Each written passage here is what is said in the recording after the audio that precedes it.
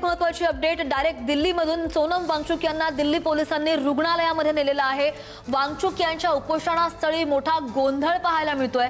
जंतर मंतरवर मोठ्या संख्येने पोलीस बंदोबस्त तैनात आहे।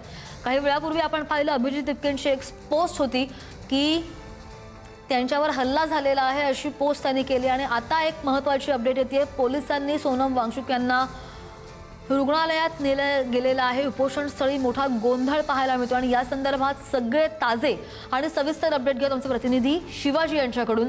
शिवाजी, काय नेमकं चाललंय?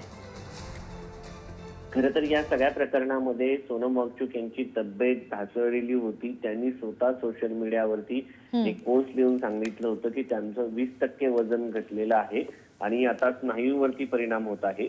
आणि या सगळ्या प्रकरणामध्ये एक महत्त्वाचं म्हणजे स्वतः दिल्ली उच्च न्यायालयामध्ये सोनम वांगचुक यांच्या जीविताचं रक्षण करण्याचा अधिकार केंद्र सरकारला आहे आणि केंद्र सरकार या सगळ्या संदर्भामध्ये त्यांना योग्य त्या आरोग्य सुविधा पुरवतील असं आश्वासन केंद्र सरकारच्या वतीनं देण्यात आलं होतं आणि दररोज त्यांचं चेकअप देखील केलं जातं असं सांगितलं जातं। मात्र सातत्याने त्यांची तब्येत ढासळत होती आणि त्यांच्यावरती उपचाराची गरज होती ही बाब सातत्यानं समोर येत होती। विरोधी पक्षाच्या नेत्यांनी देखील या संदर्भात शिवाजी अपडेट घेते मी। विनंती थोडंसं थांबवते। आपल्यासोबत सामाजिक कार्यकर्ते विजय कुंभारे सर जोडले गेलेले आहेत। Sir good morning. जंतर मंतरवर आता सोनम वांगचुक यांचा आजचा उपोषणाचा 21वा दिवस आहे, 20वा दिवस आहे। मात्र आता रुग्णालयात त्यांना नेलं गेलेलं आहे अशी माहिती आपल्यापर्यंत येते। आपल्यापर्यंत काय माहिती आहे याची?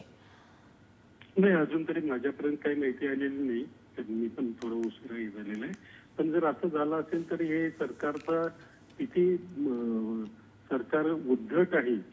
म्हणजे जी मागणी छोटीशी आहे ज्याच्यामध्ये लगेच सगळ्यांचं समाधान झालं असतं, म्हणजे धर्मेंद्र प्रधानांचा राजीनामा घेतला असता तर ते सोडून त्याच्याऐवजी इतर सगळं करायला हे सरकार तयार आहे। कदाचित जो काही वार्ता पाठिंबा सोनम वांगचुक आणि या आंदोलनाला मिळत होता त्याला घाबरून सरकारने हे पाऊल उचललेलं दिसतंय।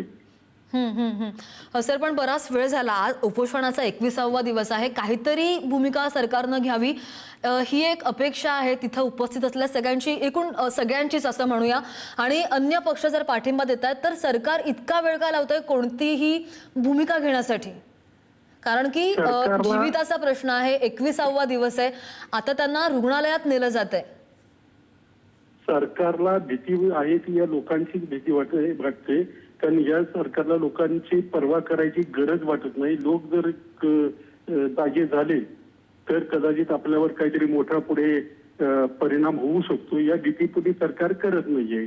आणि सरकारला कदाचित त्यांच्या निवडणूक जिंकण्याच्या वेगळ्या तंत्रामुळे लोकभावनेकडे लक्ष द्यायला जी गरज आहे असं वाटतही नसावं।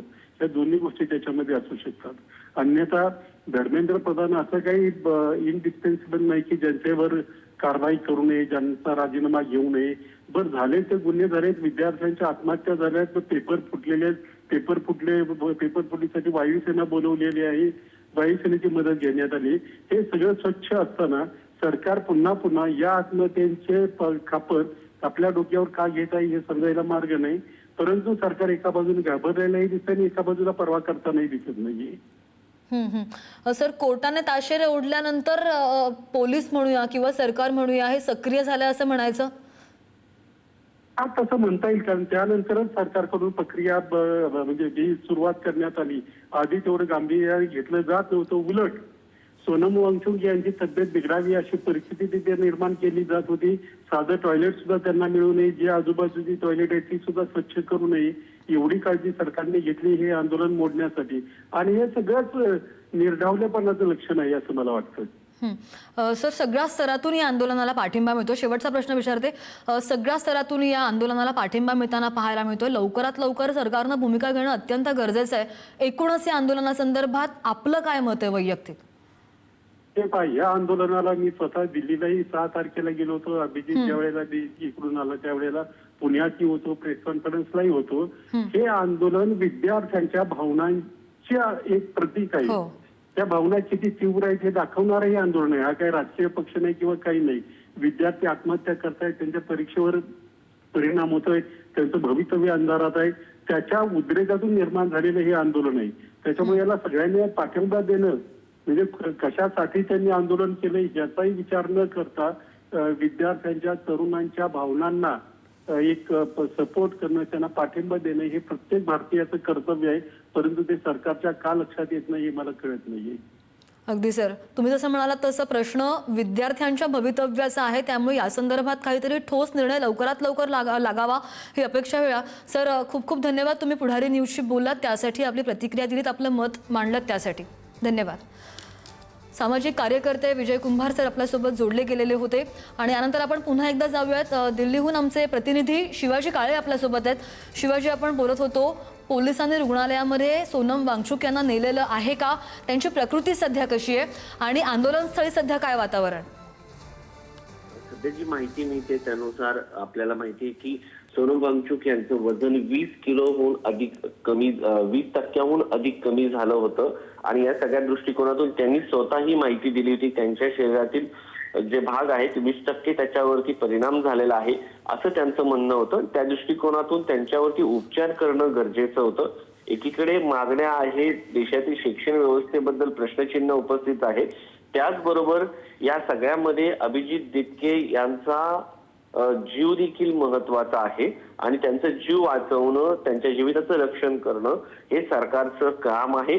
एकीकडे लोकशाही मार्गाने केलेल्या मागण्या आणि दुसरीकडे त्यांचा जीव, सध्याच्या याच्यामध्ये त्यांचा जीव महत्वाचा आहे. विरोधी पक्षाचे नेते सुप्रिया सुळे असो, उद्धव ठाकरे असो, या सर्व नेत्यांनी उपोषण सोडावं, त्यांच्या जीवाची काळजी करावी ही मागणी करताना त्यांच्या मागण्या देखील महत्वाच्या आहेत असं सांगितलं होतं. मात्र त्यांची तब्येत किंवा डॉक्टरांनी त्यांच्या तशा पद्धतीचे जे रिपोर्ट आहेत ते जर आले असतील तर या नंतर त्यांनी ही कारवाई केली असेल.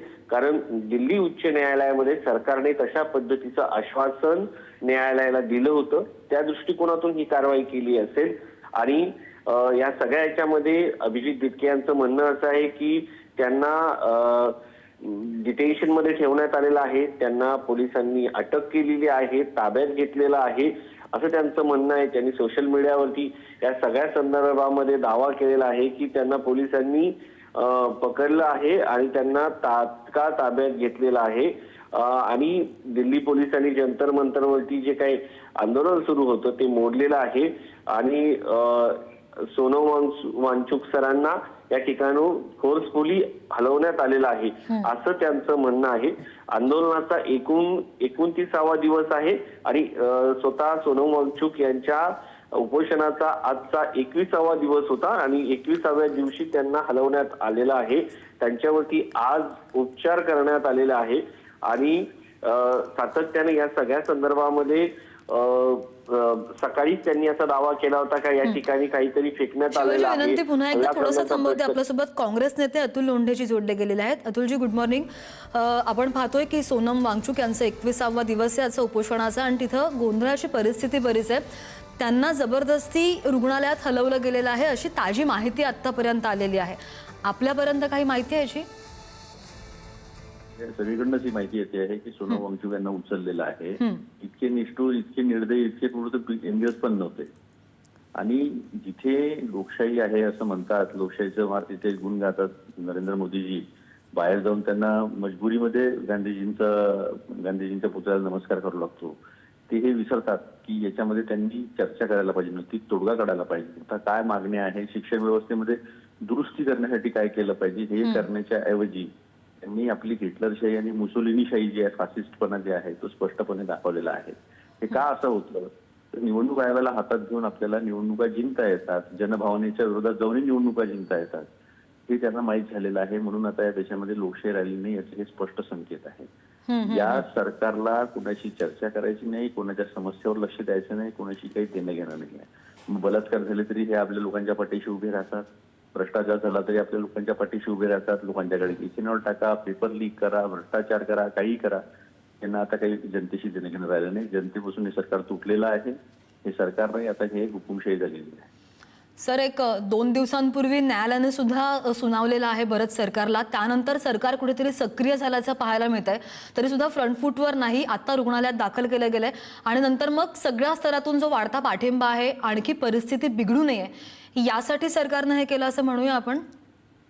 परिस्थिती काय बिघडली असती? लोकांना असं वाटतं की शिक्षणामध्ये सुधार झाला पाहिजे, गरीब विद्यार्थ्यांना शिक्षण मिळालं पाहिजे, पेपर लीक झाले नाही पाहिजे, भ्रष्टाचार झाला नाही पाहिजे. ज्या ज्या गोष्टीचं उद्घाटन प्रधानमंत्री करतात त्या गोष्टी महिन्यामध्ये 10 दिवसामध्ये खराब होतात. रस्ते असो, एअरपोर्ट असो, भारत मंडपम असो, सगळीकडे लिकेज 70 पूल पडले बिहारमध्ये. महाराष्ट्राच्या नांदेडच्या पुलाची अवस्था आपण पाहिली.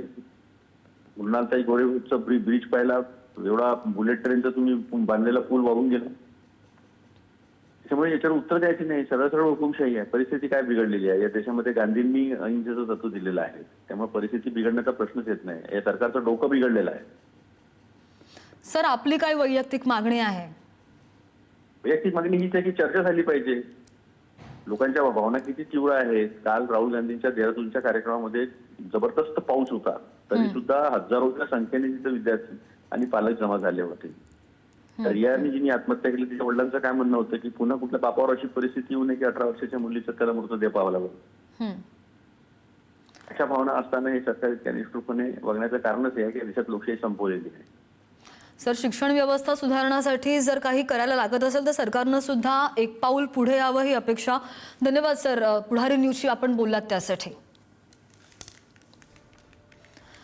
आणि आमचे प्रतिनिधी शिवाजी काळे आपल्याला ताजी माहिती उपोषण स्थळाची, घटनास्थळाची देत होते, आंदोलन स्थळाची देत होते. शिवाजी, ताजे अपडेट घेत राहू. तुम्हाला सुद्धा धन्यवाद.